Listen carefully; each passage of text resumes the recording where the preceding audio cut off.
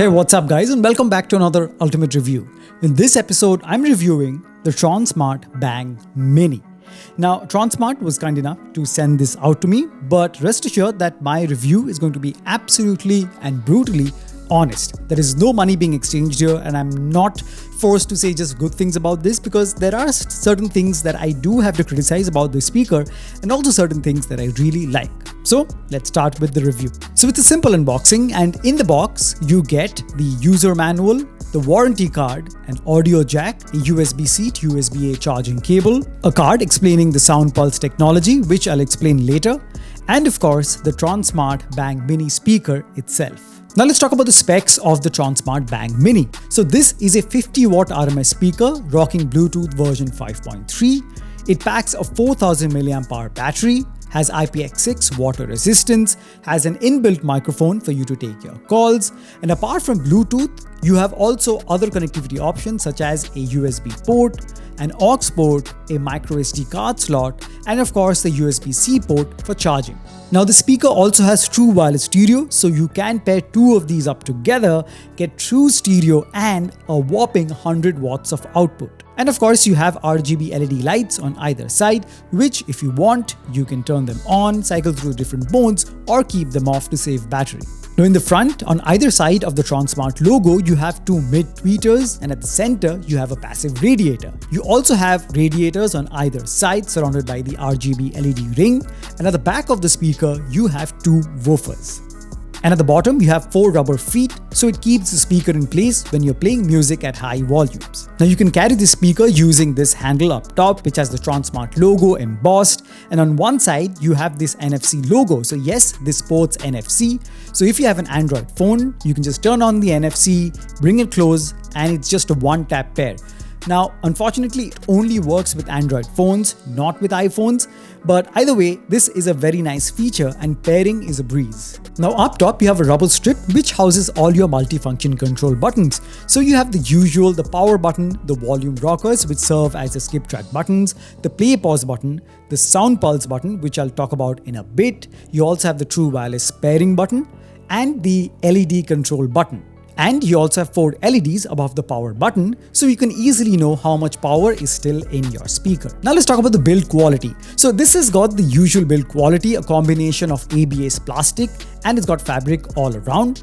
Now this feels more or less sturdy and robust, and it's a little over 2 kilograms, so it's not the lightest, but the carrying handle is quite sturdy, so carrying it is not really an inconvenience, and overall the build quality is above average. Now quickly, let's just talk about what Tronsmart sound pulse technology is. So they claim this is basically an algorithm they use. Basically what this does is it gives you a more balanced output where they make the highs and the mids sound more natural and gives you, I think, a larger soundstage. Now in my testing, and I'll explain that in detail in the next segment, I just found that it gives a boost to 2 particular frequencies and doesn't affect the third frequency, which is the bass.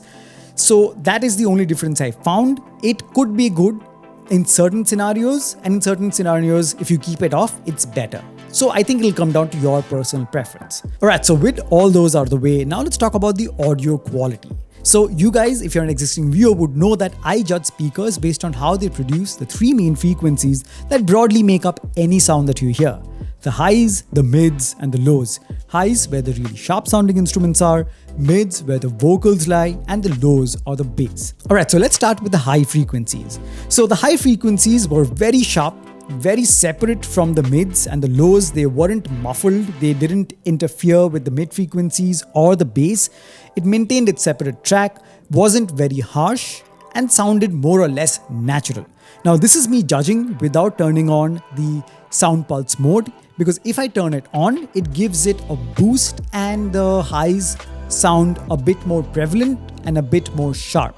So it's going to come down to your preference. If you want that extra boost in sharpness and brightness, you can turn it on, but in general, the highs were good. Now let's talk about the mid frequencies or the vocals. Now the vocals sounded good. They sounded clear and they were audible, they were separate from the highs and didn't get eaten up by the low frequency. But in my opinion, I think the mid frequencies or the vocals could have been a bit more fuller, could have been a bit more rich. Now this can be mitigated if you turn on the sound pulse technology, because that'll give it a boost. The vocals will sound sharper, but not necessarily fuller.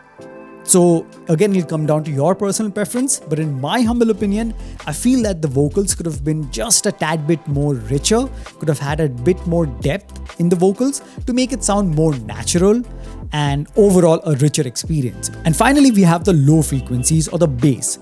Now this pumps out pretty good bass. It's very punchy, it's undistorted, and it does pack a punch. But one thing I noticed was that as soon as you reach that 85 to 90% volume mark, one of the woofers at the back started to crackle.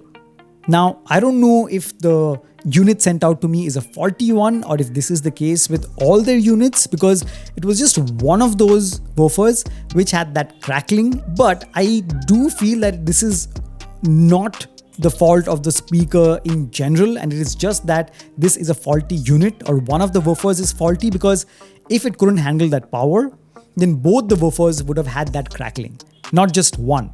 So I'm sure this is just a faulty unit, and that was the only issue I had. And as soon as it reduced the volume to say 75%, in most cases that crackling was gone. But in general, the low end was very punchy, and most tracks and movies were very enjoyable to listen to through this speaker. So guys, that's been my brutally honest review.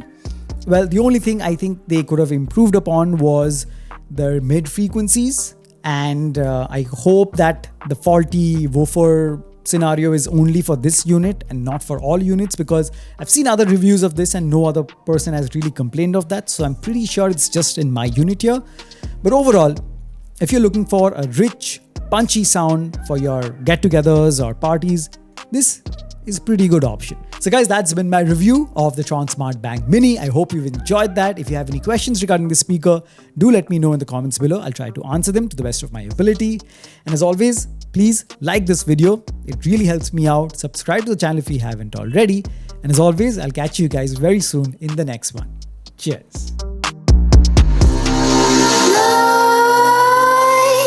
Creep while you and me repeat. This bittersweet heat is suffocating. I'm waiting and always hesitating. Kryptonite desires set my heart afire.